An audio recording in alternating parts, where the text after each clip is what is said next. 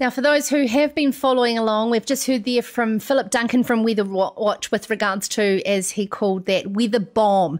But farmers in dry-prone areas are being urged to sharpen up their management skills to stay ahead of this increasing drought risk in the years to come. In this week's Farmers Weekly, Hawke's Bay farmer Peter Tod has endured more than his fair share of tough years in the region. This is in Otani, and he has adapted alongside his family and their operation over the past 20 years to be more nimble and resilient in the face of a dry year risk. Of course, he was awarded the Grasslands Memorial Trust Award in 1999 and Hawke's Bay Farmer of the Year in 98, and joins us now. Good evening, Peter, from Magpie Country. Thanks, Sarah. Do I say congratulations before we get into this, of course, serious topic? A lovely way for the weekend for you there. Yes, yeah, it certainly was. It'd be a great boost for local morale. Yes, absolutely. It's much needed there at the moment. Now, this fantastic piece that you had a bit of a yarn on the phone to Richard Rennie and is in this week's Farmers Weekly entitled Big Dry Leads to Big Changes. Can you start by setting the scene for us around your operation and some of those key takeout moments, let's say in the last sort of 5 to 10 years, where you've thought, hang on, it's time we do this differently?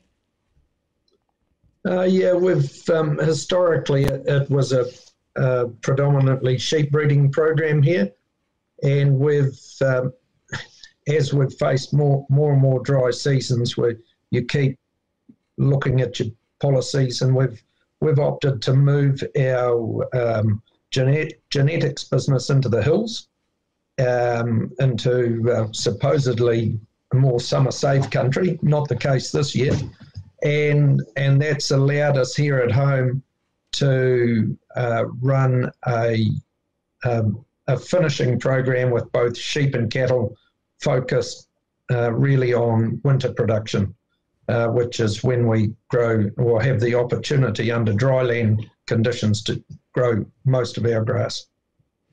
So 90% of our production falls between probably April and December.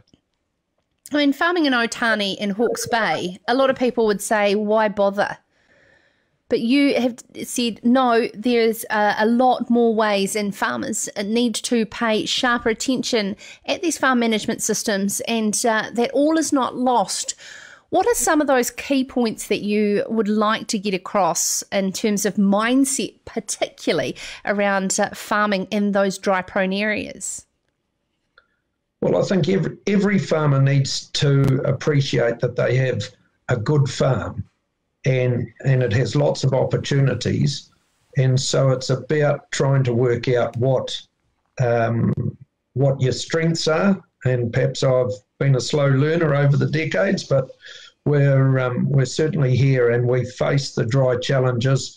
I'd have to say I consider Otani's dry, but Kirraroo, Maraikakaho areas are probably Hawke's Bay's driest, and this season was particularly dry in the hills all the way from Waipuck to Napier.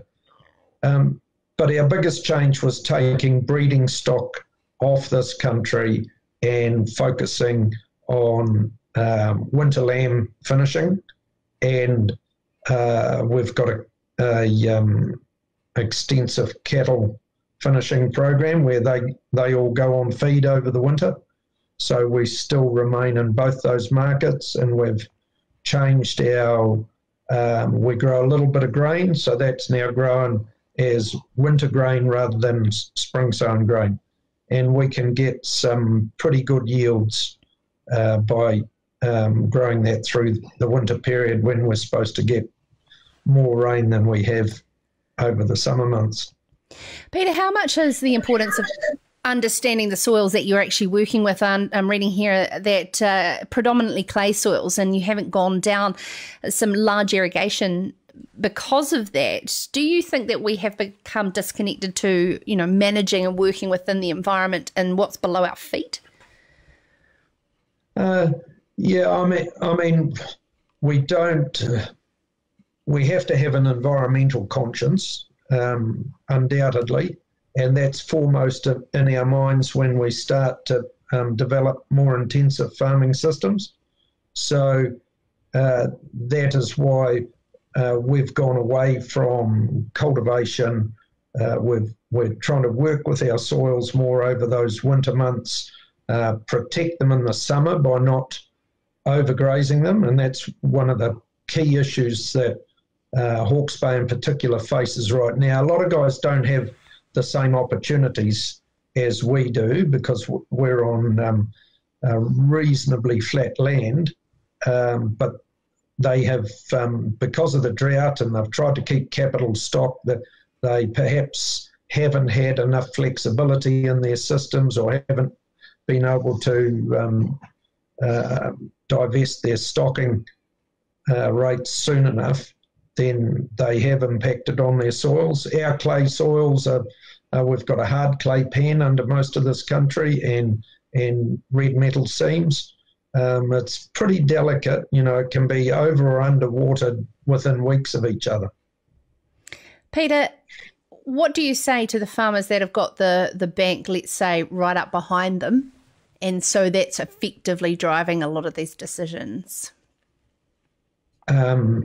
Along with, if you've got the bank there on your shoulder, then surround yourself with some professionals that will grow you some grass and get you out of the hole. This year's been tough, really tough, and tough for us. We had to divest ourselves of all our stock bar our genetics business. And so, that's a big call to let all that go. I know it was trading stock, but those are the decisions. And if you make them early enough, you come out the other end so much quicker. We're now doing a lot of summer fallowing, resting our soils so that we can get huge lifts in production over those winter months, rather than eating them down all summer and trying to get them to perform in the winter as well. Peter, in all your years of farming and intergenerational farming from your father and previous generations that you've seen, have we just become more short-sighted?